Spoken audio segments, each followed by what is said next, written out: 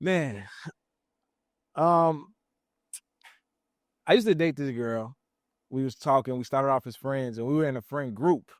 So it was a bunch of us. It was friends. We started dating. We was in a group chat together.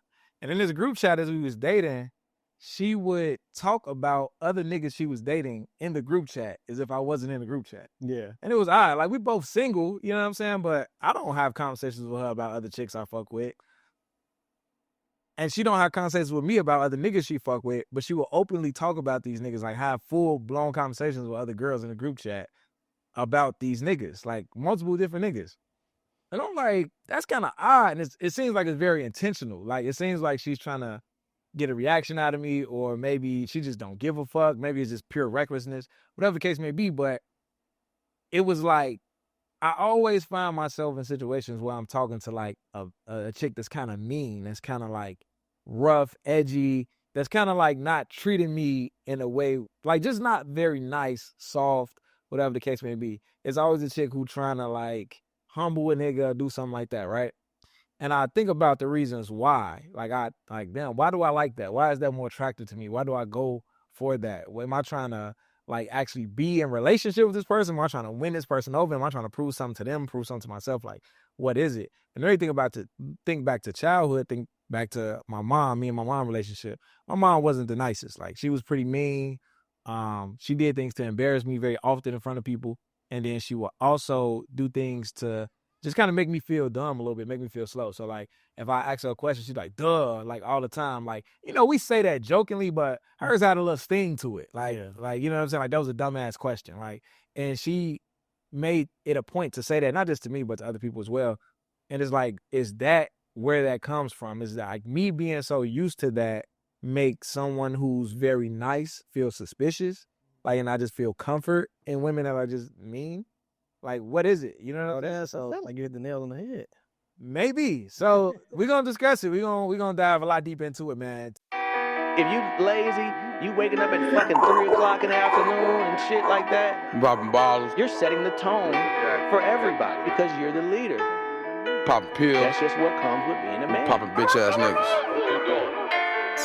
I don't want nobody making decisions over my life except me. Not a woman, not a judge, not an officer, not no motherfucking body. When them bullets hit him up, look like son had a seizure. Run up, give it up, you know the procedure. I be sipping Jack and honey.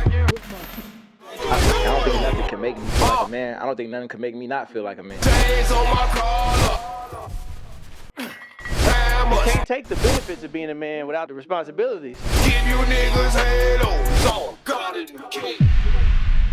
Today we talking about why men choose mean or elusive women. Yeah. All right. Welcome back to Roses I Did. This is the show where we walk the path of self-improvement. It's three young men finding our way in life, trying to excel, trying to thrive, and things like that. We invite you to walk that path with us, of course, and we know everything is not our fault, but if we blame ourselves, we make better decisions, man. I'm your co-host, Terry Roseland. I'm also your co-host, Jones. It's a big day today. Yeah. It's Carter's birthday. Oh, shit. Shout out to Carter. Hey, brother Carter.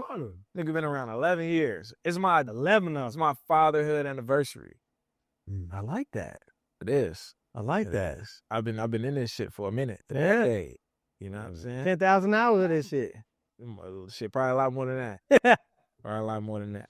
So I just left a restaurant with him, his mom. We sat down, ate, had a good time, kicked it. He cut his dreads like short as hell and got 2-strand twists. He's like Regina King. Or one of them like was that love? Hey, was that still in Heaven's We Love Date? But she had He looks like a bob of braids. that's how he looked. He looked like Libby off Jimmy Neutron. Why did he shoot that? What was the reason?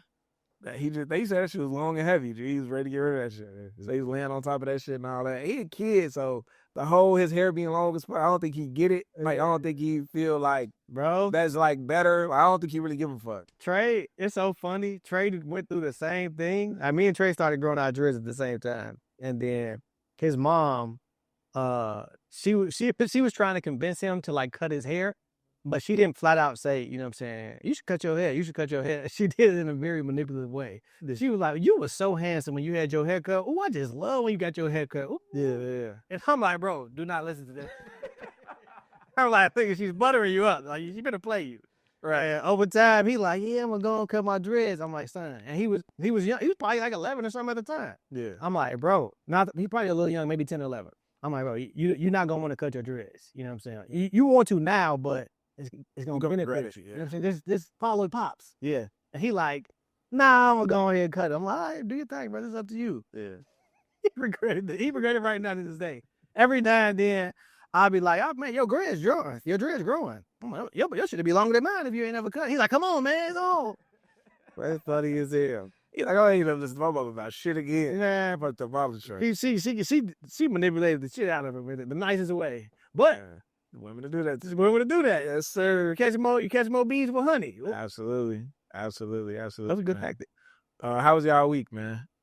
My week was cool. Work is really good. Work really good. Did more progression. You know what I'm saying, with the app closing in on a quote. That shit is gonna be way more money than I thought it was gonna be, but it makes sense. You know what I'm saying? It makes sense why it's gonna be over $10,000, etc. Yeah. It could be 20. Who knows? And I was intimidated by that number. But when I thought about what she helped me, the dev I'm working with, she helped me. She's like, don't worry about the money. You know, she said, I got clients where I quoted them $30,000 and they raised the money. Like, if your idea is good enough, just make sure your pitch deck is good. We're going to look over that. And, you know, you reach out to your network first. And as long as your pitch deck is fire and you break down, you know, the business model, where the money going to come from, the market, etc. She said, you can get $5,000 from 4 people.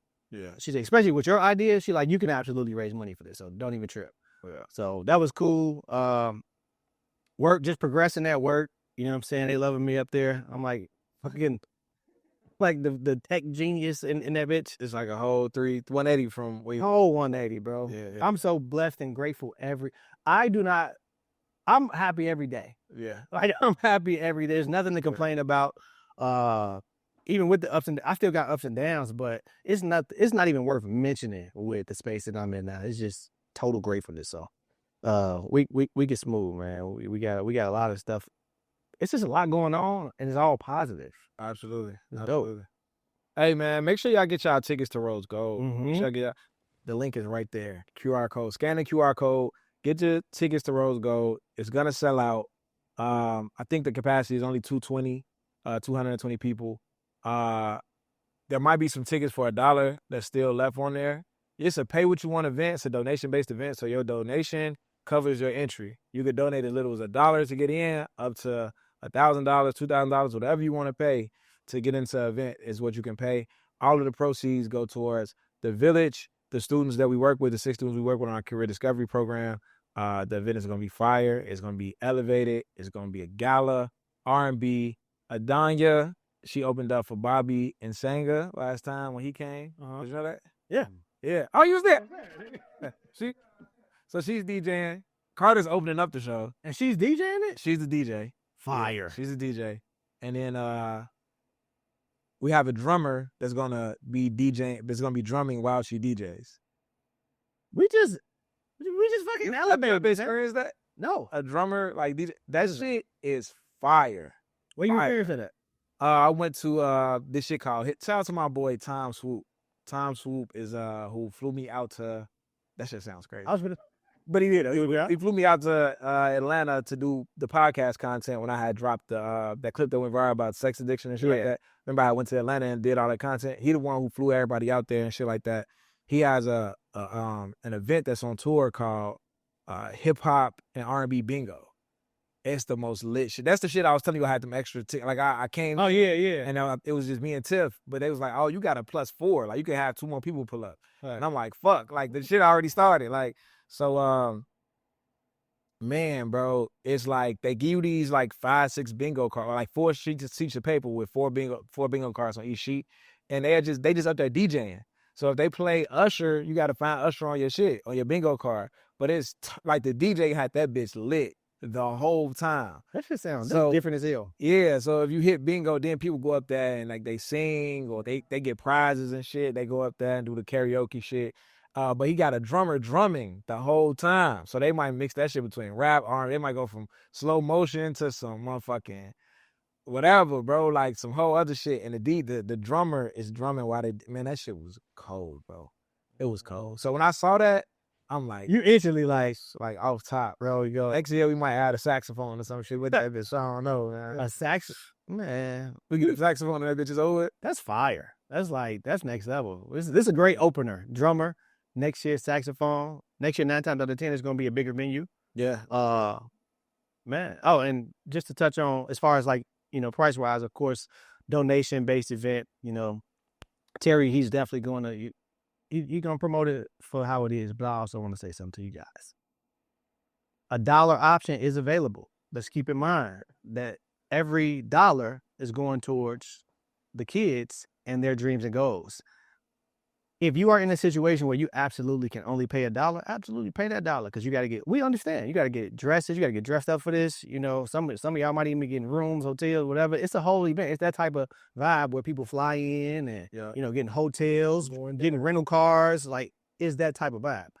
If you are in a position where you can absolutely pay more than $1 and you pay the dollar, look yourself in the mirror and ask, why would I do some shit like that? I hear that. Yeah, especially if you able. I get it if you're not able. You can tell this nigga go to church. This nigga sound like a bastard right there. Hey, this how the facts this be. Lock the motherfucking doors, man. I said lock the. You either nigga. You seen when Shorty gave the 1,200? That was crazy. That shit was wild. I got him up there with a check to 1,200. He told me I wasn't enough. He took the shit and was like, I don't know if y'all heard me. I said 2,000. Oh my God, Zero zeros. Not 12. I think he did give the shit back. I think he he said go get some more money or something. She gonna bring it right. She's talking about me and my boo. That's crazy. I'm not on that side of church, man. I'm not on that side of Those like, look, I know $1 is an option, But we know it's tax time. a lot of y'all finna spend a lot of money to get here. And if you down to your last few dollars, you know what I'm saying? Less, huh? I I ain't gonna lie though, but this year I did do something different. I limited the dollar tickets. So last year it was unlimited dollar tickets. This year is like not that many of them. So the next tier is $25, which for what we offering is food, champagne, we toast. bringing it out. And that's another thing. You get free food, hors d'oeuvres, right? Champagne toast. It's gonna be a very, very nice event, man. And y'all hit the party with us.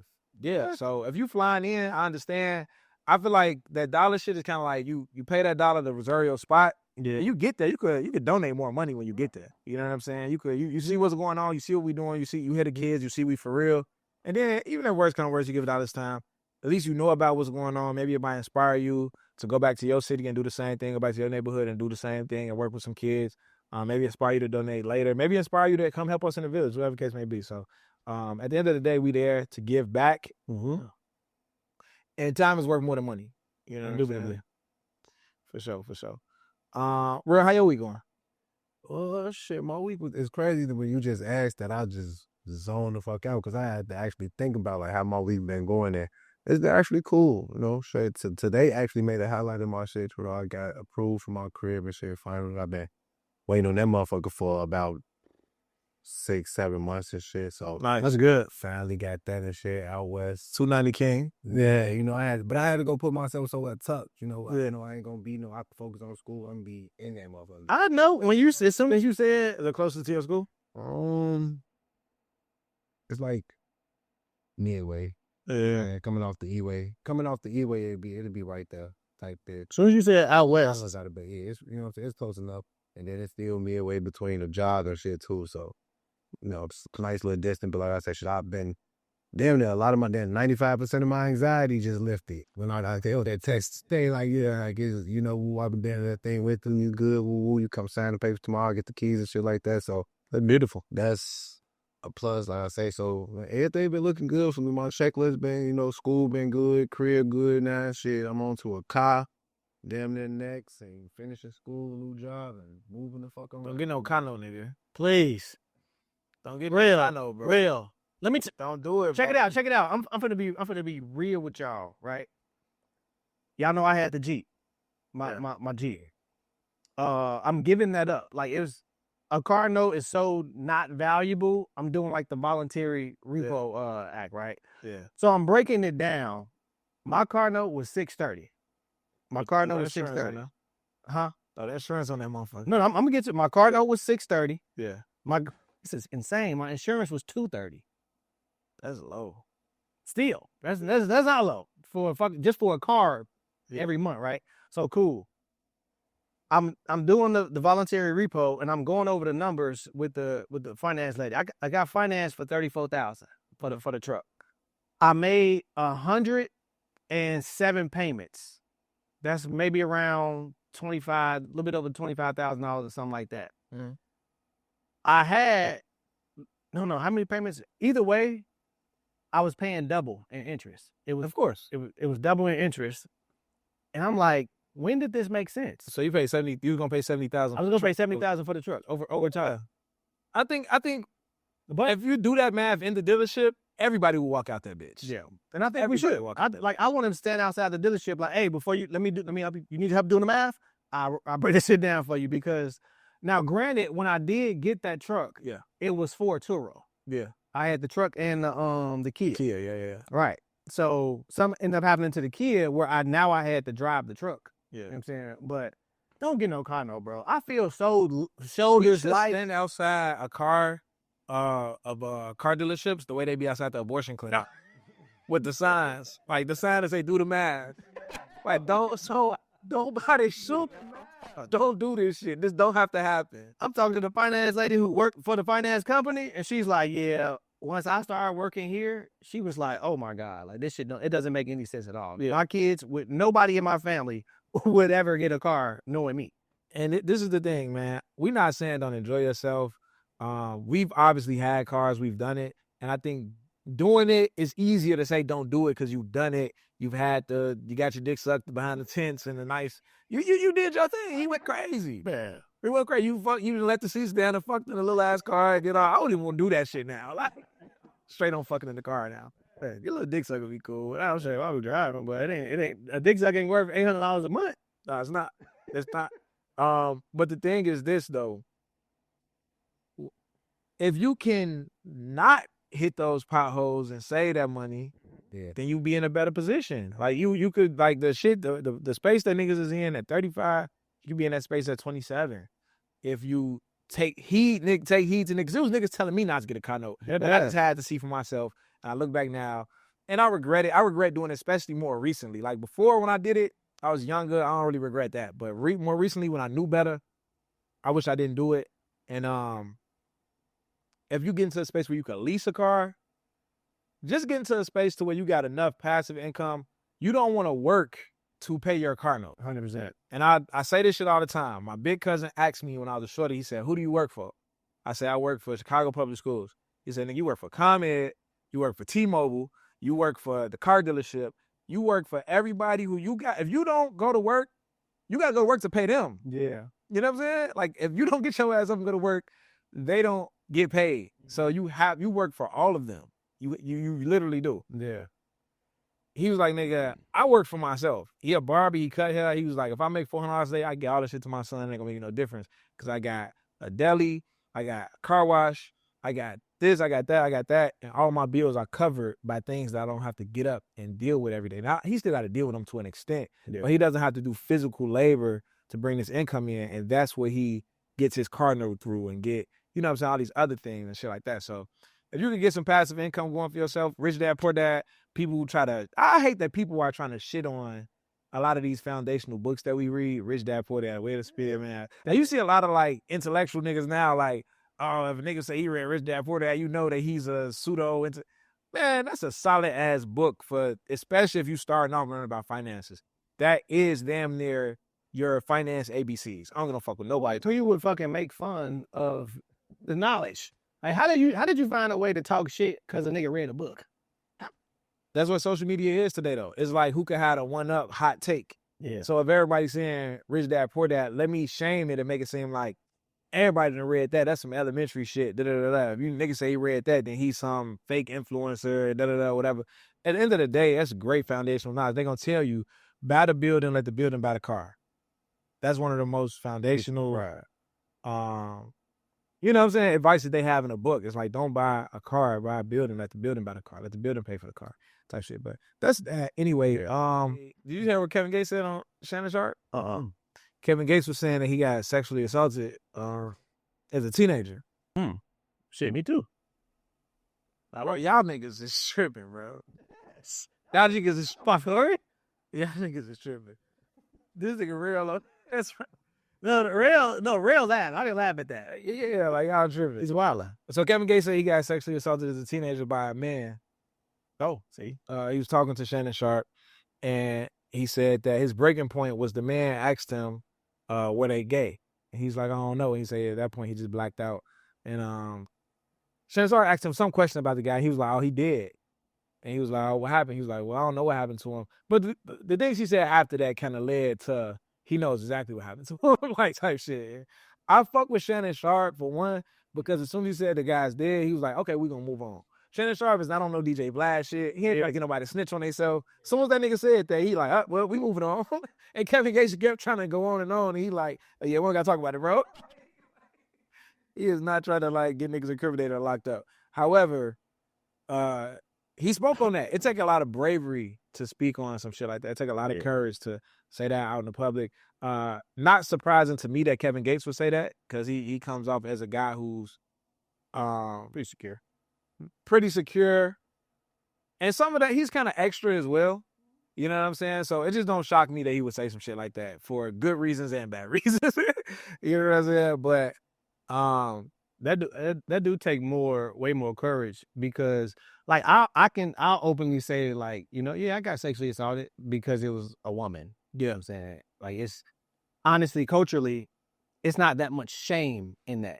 It's no shame. It should be. Culturally, is no shame. Culturally, is no shame in that. Culturally, it's a celebration. It's damn near, exactly. Yeah. Damn near get a trophy for that shit. It's insane. But if it was the opposite, I don't know if I would have got to the point where I would openly share that. Yeah, probably not. Yeah.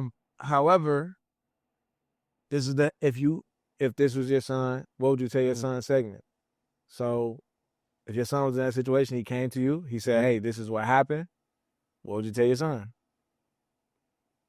This is a tough one. It is. Probably should have texted you this one earlier today. What would I tell Trey if he came to me, he told me he was sexually assaulted by a man? Not gonna lie. Who? I want to know damn that crashing out. Yeah. Someone come, now it's my turn to manipulate them. Just like his mom did, as far in that, I'm gonna be like, oh man, you okay? Like, who did it? And I'm gonna be real soft and calm about it. You know what I'm saying? And I'll handle that situation. But what I would tell him is, I would talk to him. How do you feel about it? Like, what have you been thinking? How long ago did this happen?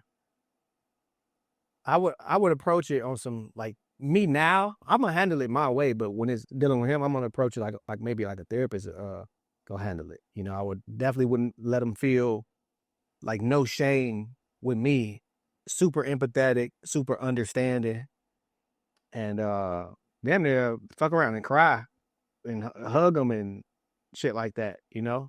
Man, I don't got to answer this one. Like you, yeah, 1,000%. It would definitely be an emotional moment. Let him know I got him. Like, I don't look at him no different. He wouldn't feel no difference. He would honestly feel relief after telling me. And then we will have our moment. And then make a couple phone calls. Go see some people.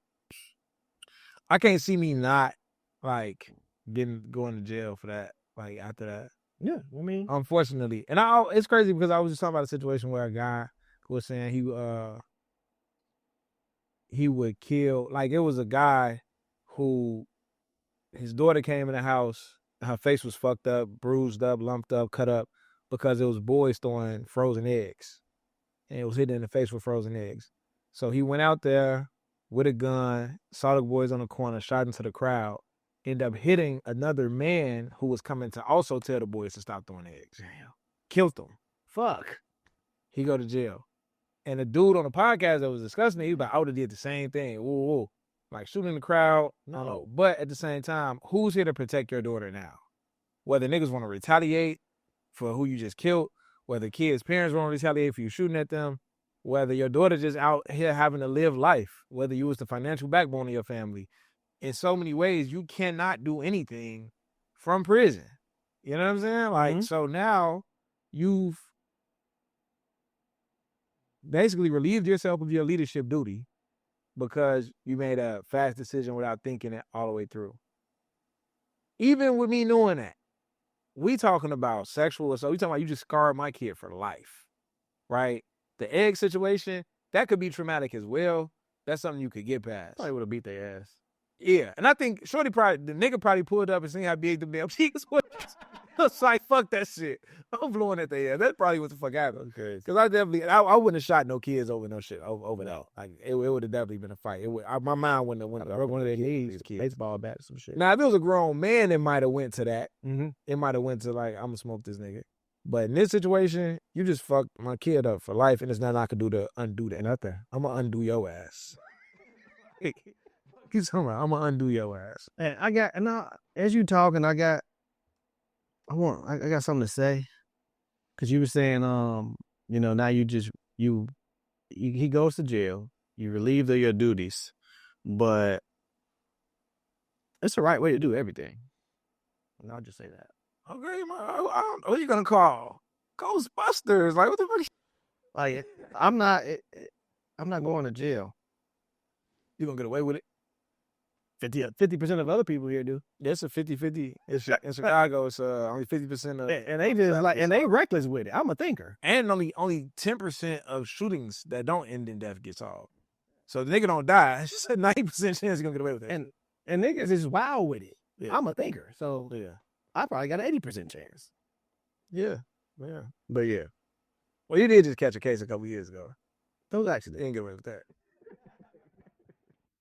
All right, man. Moving right along. What else we got? We get straight to the topic. Topic now. Topic time. I'm nervous. Mm-hmm. I'm nervous. So, my Patreon people, y'all did a fucking switcheroo on us. Yeah, I thought about that fucking rule. We had the Patreon vote on the topics. Let me tell y'all what the topics was. They know. I mean, for the people who not in Patreon, let me let y'all know. The topics were that y'all voted on, that the Patreon voted on was the topic we're doing right now, why men love mean or elusive women. The next one was why men don't ask for help. That one was in the lead all day. And then at the last second, it switched. So you can see which one of y'all pushed it over the edge. Yeah, and it's like we prepared. This is the topic that we were prepared for, but I looked at it when we walked to the studio, and we just had to switch it. So it is what it is. We ready for whatever. It was probably Kiara. Kiara wanted the topic to switch bad as fuck. She probably made some fake accounts and went and both. Not bad. Another one of the topics was the good man who still feels behind. That would be a good one. I love that topic. Yeah. And hopefully y'all vote for it another week. Because it seems like next week y'all probably going to be voting for the one that barely lost. Another one, and somebody else put this one in here, says, why do people have selective communication skills? The communication skills being capital makes me feel like a woman typed it. And it makes me feel like this is urgent and she's pissed off and we probably need to talk about more extra. She wants right now. She wanted to answer right now. Another one was, how can I help you part 2? How can I help you part 1 is a Patreon exclusive. It's a monologue that I did a couple weeks ago. And it was basically about putting boundaries around helping people. And it was about the validation that some of us get for helping people that we know don't want to do better. Mm-hmm. You know what I'm saying? Now, helping somebody who don't want to be better doesn't make you a better person. And the last one was, how do you find your talent? Nobody voted for that at all. Yeah, that was ass. That was ass. I think that's important for people to find what they talented at. I mean, it's important, but how important? It's very important. Like, what do you mean? Like, you know what you're talented at? Yes. So you don't think it's important for other people to know that? Well, my talent is kind of like inherent. I inherited my talent. Inherited it from what? God. What talent is that? The gift of gab, man. Connecting with the people. I'm extroverted. I'm the good speaker. all that type of stuff. Get connecting with people. And speaker. All right, man. Those are the topics. This one won. So, let's go, man. Why do men like mean or elusive women? I like the mean chicks. You like the elusive chicks. Want to give us a little bit of background on elusive women in history? For sure. So like elusive, and I had to, I'm gonna just be real with y'all. I didn't know what that word meant. So I looked it up because Terry was between the two, he was like, oh yeah, you like elusive women. Like, I'm like, what's that? So that's hard to emotionally, mentally, or physically access. And that's either by design or by habit. Yeah. Right. And when I think about my past and women who I actually liked and pursued, both of them were very elusive. Yeah.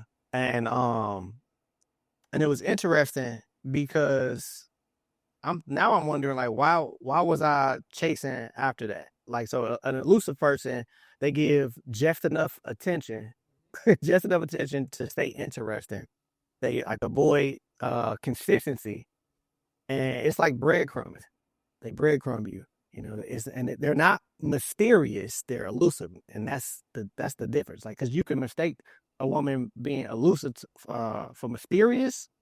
Like, mysterious is they have depth, but it take time to get to it. You watch football? Huh? You watch football? Sometimes.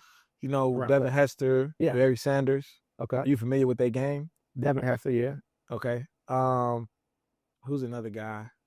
We usually go with Devin Hester. Yeah. I use the word elusive for me. It comes from football. That's the only place I ever hear it being used. They call certain people like he's an elusive running back. He's an elusive. Devin Hester was elusive.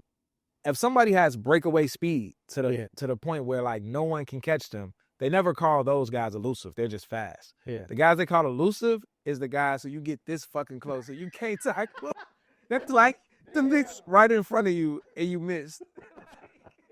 So it's the running backs who like shifty, like will stop on the dime and shit like how Derrick Rose play basketball almost. Like you would call him like elusive. The nigga who just break away and nobody can like they don't consider that's just speed. Okay. So yeah, that's why I was like when I heard it, I'm like, yeah, that's him.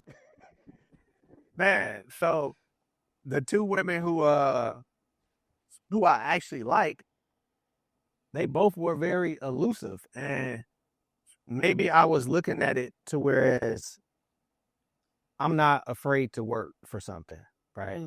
I'm not afraid to work for anything. You know, I don't need everything easy. I wanted to prove that, you know, I'll put the work in, I'll put the time in, I'll earn it per se.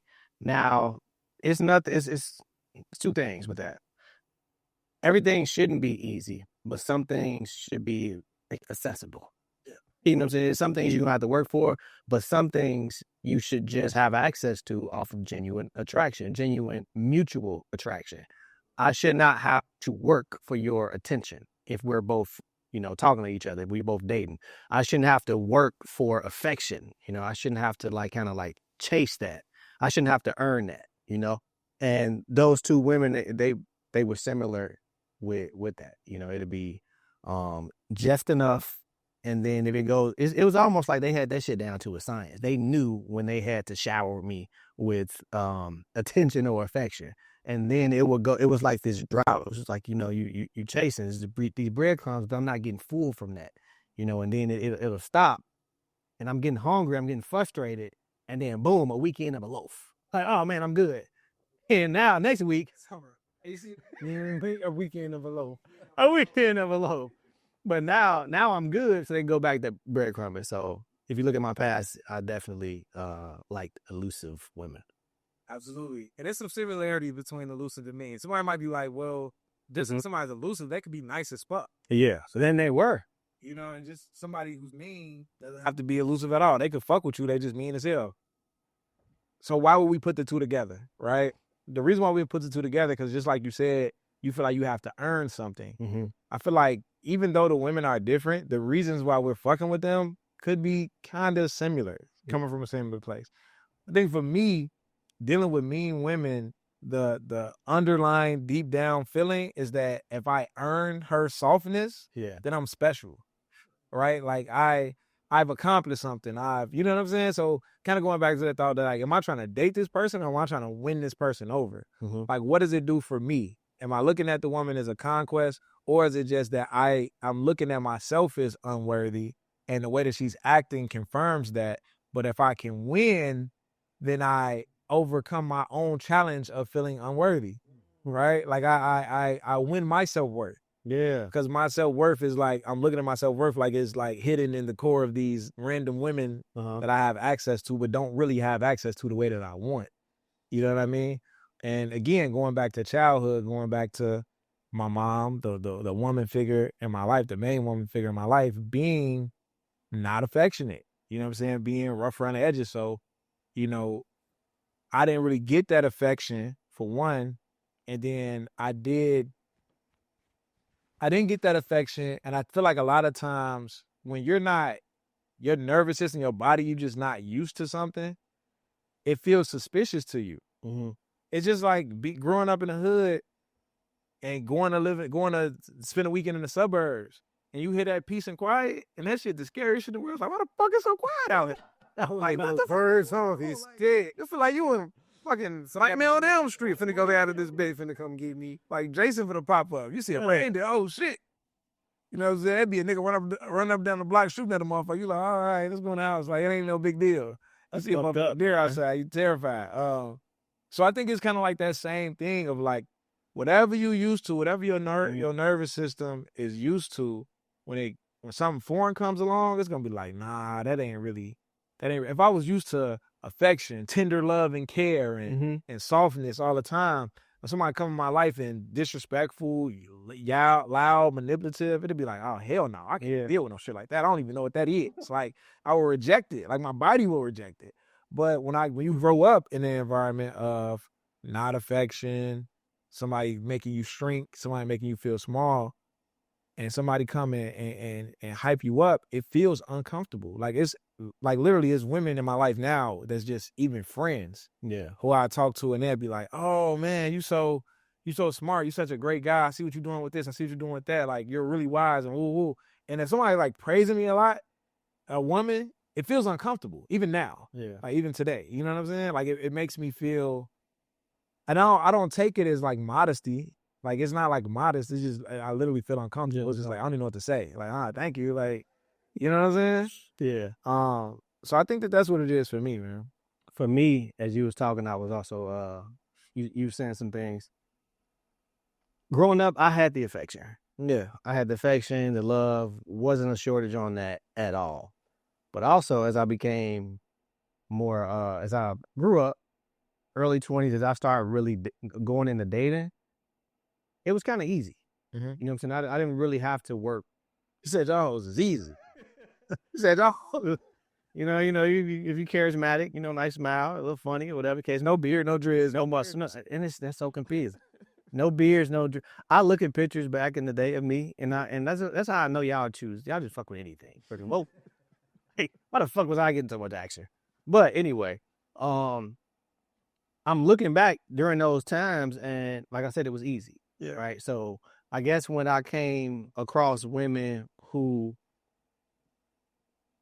put up a little bit of resistance, emotional resistance, it was like, you know what? I'm up for the challenge. Like, yeah, like everything ain't got to be easy. I'll work for this. So it was to validate the fact that even though things can be easy, I don't mind, like I said, like putting the work in. And it was noble. I took pride in it. You know what I'm saying? Like, I didn't have to, wanted to prove to her that I'm okay with building this up. I'm okay. And think about it now, this shit is so fucking stupid. Like, I wouldn't go for that now. But back then, it was something about me getting validation of me taking the long route and me just like, you breadcrumbing me. I'm looking at that as an accomplishment. Like, nah, I ain't got to rush her. I ain't got, like every woman ain't gonna just, want me. And the problem was, the thing was, while it was easy, I was dealing with a bunch of women that actually liked me. Right? And so that's why it's easy. Yeah. When a woman likes you, she makes it easy for you. Mhm. Like there is no resistance. She's not gonna put you through these loopholes, these tests, these shit. Now all women gonna shit test you, but it's not gonna be to the point where you questioning, you know what I'm saying, your stance in the relationship. Like you have anxiety, you making sure you text back. It's like a anxious attachment style that I'm in now. And it was just the total opposite of what I was dealing with, but I thought it was okay because somebody was asking me to earn what I got easy all my life. And subconsciously, I'm like, you know what? Maybe I do have to earn all of these things. And I just didn't understand the value of, you know, not necessarily women, but I didn't understand that when a woman likes you, when somebody genuinely likes you, the process is just a lot easier. It's back and forth. It's mutual. What do you think we get that idea from, that everything has to be earned all the time? Like, you know, next week we probably go into why men don't ask for help. That's probably gonna be the topic next week. Okay. I think we're gonna be back in this place of where the fuck did we get the idea that everything is supposed to be difficult? Like, you know what I'm saying? And it's some type of honor or nobility in not asking for help. It's some type of honor and nobility in like over conquering a woman, or I don't know. Is it more so that we look at women as conquest? Because I know that's part of it. There's some facts in that. Yeah. Right. We look at women as conquest as these challenges that we gotta get her. We gotta obtain her. We gotta, you know what I'm saying, get her, have sex with her, and it makes me more of a man. It puts this notch on my belt, right? But I think even when you really like the girl and you're not just trying to make her a notch on your belt and you really got real feelings for her, it's still something about earning it. Like, where do we get this idea from that it's better to like take the hard route with everything? You know what I'm saying? Especially women. Yeah. Culturally, and it's like not associated with women, like culturally, when somebody achieves high success and they get to this point, they get to the top, and I did it without no help. I did it. It's somehow because you did it with no help. You put in the hard work and everything, and you reach this height. You're somehow better than other people who had leverage. Okay. So would you relate that to when it comes to women and us starting to maybe hit middle school? Because I feel like before middle school, you just dated who you liked. I was dating a girl that was handicapped in kindergarten. Mm-hmm. Until my mama told me to stop. My mama told me to stop. G. Stop is crazy. I'm for real. No. She was handicapped, but I thought, like, I didn't know what handicap was, so I just thought she was different. I was fucking with it. She had the arm. Oh no. She had the arm, bro. And man. yeah, with the little walk, like she had the arm. You know what I'm saying? And You were a pure-hearted young man. yeah, bro. And I took something from the house and I gave it to her as a gift, and my mama went looking for it, and she knew I had it, and she was like, "Which girl you gave it to?" And I said, she was like, "That little girl retarded. Why you talking to her?" And I'm like, "Damn, that's what it is. Like, that's what she do." And I just started talking to her, like, Mean. I think I probably started being mean to the girl, all type of shit. Like, I was a kindergarten. That was crazy. That's one of my earliest memories of school. But anyway, damn, what was we even talking about? You was going into When we start, like, okay, so I think around middle school we start to understand social hierarchy. We start to understand status. We start to understand who's the alpha male in the class, who's the cool kid. When you in second grade, like, that shit really don't fucking matter. You know what I mean? But once you get around middle school, it started to be like, these is the cool kids. These is the clique of girls. That's the it girls. These is the athletic guys, or these is the cool guys, whatever the case may be. So it's like now we start to put a price on certain girls' head. You get what I'm saying? So certain girls, like, if you could get her, then you really that nigga. So we going back into a lack of self-worth and having to prove self-worth through women, right? Yeah. Like, we going back to that. Like, that's starting off like 6th grade, though. Uh-huh. Like, if you get shorty, you that nigga. You know what I'm saying? Now, if you don't get shorty, if don't nobody get or whatever, and you all right, like, Yeah. you know what I'm saying? You might still be a nigga in another way. You better help us, like, hit the game winning shot of basketball. You gotta do something. You can't just, as a guy, you can't just, there's no it guy that didn't do anything. Yeah, you good at something. You good at something. Like, you could be the handsomest nigga in the class. That nigga beat you in a race, you ain't shit. Like, that little nigga with the rat tail, with the fucking haircut, with the thing, like, his shoes, What the? everything. He dust your ass off in that race, you ain't shit, gang. Where Like, are those niggas today that had the little rat tails, bro? niggas is probably locked up. You know who else locked up? I bet you that little girl is locked up. Remember the fuck mine, bitch. Nigga, why would you say that as a fucking? She was young as hell. I don't remember that. You remember that? When Vine, Nah. it was a little girl, and they say something for the Vine. She like, fuck Vine, bitch. She had to be like 3. That young lady is locked up right now. I know she is. You know my favorite post of a little girl? She was that good girl in the back. She's like, I told y'all. That's my favorite kid on the internet. For sure. But now to your point, like putting the price on a woman's head and having to earn it, and once you get it, you feel a sense of accomplishment. That is exactly how I looked at it with certain women who were elusive. It was like I'm putting in the work, and once she finally opens up emotionally, and I've proven to her that I'm this faithful guy, I'm this good guy, etc. It's like now our relationship is going to be so solid and we're going to last forever because I went through the gauntlet. I went through the hoops. I beat all the levels. I passed all the levels. And now I've proven that I'm solid. We can work. We're going to be long-term. And it's a sense of pride in hard work per se. Absolutely. But hard work, that's sometimes hard. Sometimes you don't have to work hard for everything. Some things it's okay to be handed to you because you're worth it. It's just like you don't have to prove yours like at work, right? Yeah, you want to prove yourself, but some things should be given to you because of your previous accomplishments, because what you come in with. I came in with character. I came in, you know what I'm saying, charismatic. I came in, I ain't gonna say trustworthy because you got to build that, but I came in with these characteristics that made me a good man. So it's certain things that I should just have access to because of what I presented you with from the start. Got you. I'm gonna admit this. I feel like it's some women who I've chased out of a sense of entitlement. Oh, right? Okay. I guess some women who I felt like you're attractive, but I've dated far more attractive women than you. So you gotta give me some pussy. That's what you're saying. So it ain't even just about the pussy, but it's just like I can't understand why you not fucking with me like that because you really not even my type for real. Like I really date like girls that's like a lot more attractive. So, but I am attracted to you, but I wasn't even really on shit for real, and you not fucking with me, and I can't believe this shit. So now I'm like really on your heels now, just to prove to myself that I'm who I think I am. I have no intentions with you at all. By the way, like, I'm not on shit. Yeah, like I'm not finna try to be your nigga. I don't know what I'm making it feel like to you, but it's not gonna happen. Damn. Right? Like I'm really just a terrible nigga. Terrible. Mm-hmm. I don't give a fuck what your experience with me is either, for real. Right? Like in those moments, like that's how I'm thinking. I've chased women out of time. So we talking about women being elusive.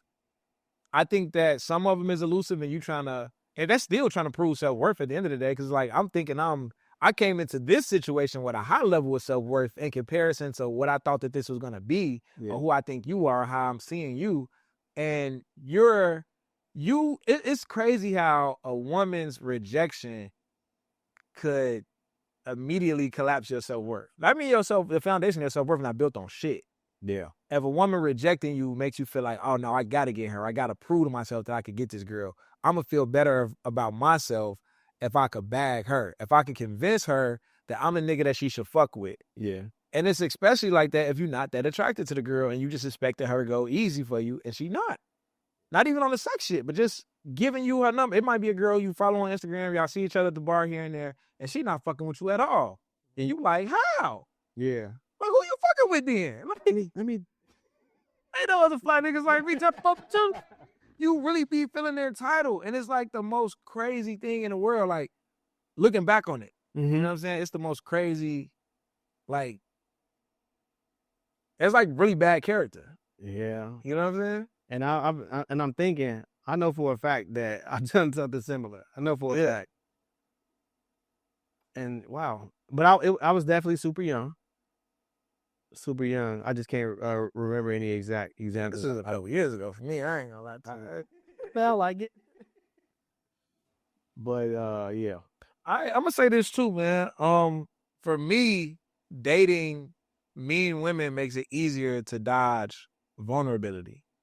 Okay. When a woman is mean, she not soft, she not peaceful, she's not really open to a lot of vulnerable conversation, or she's not going to put you in a space where you ever feel the need to be vulnerable. She's not even demanding that of you. She barely fucking with you. Yeah. You get what I'm saying? Like, she playing you real hot and cold and all of these things. So you never really fall in a space to be vulnerable, which is comfortable as a man at times. So it's as much as it's uncomfortable to fuck with somebody that's hot and cold, it's easy to have to really come face to face with yourself. You know you're not dealing with a woman who really gonna challenge you in an emotional way. You know what I mean? Like, she challenged you on some very surface level. She's challenging your ego.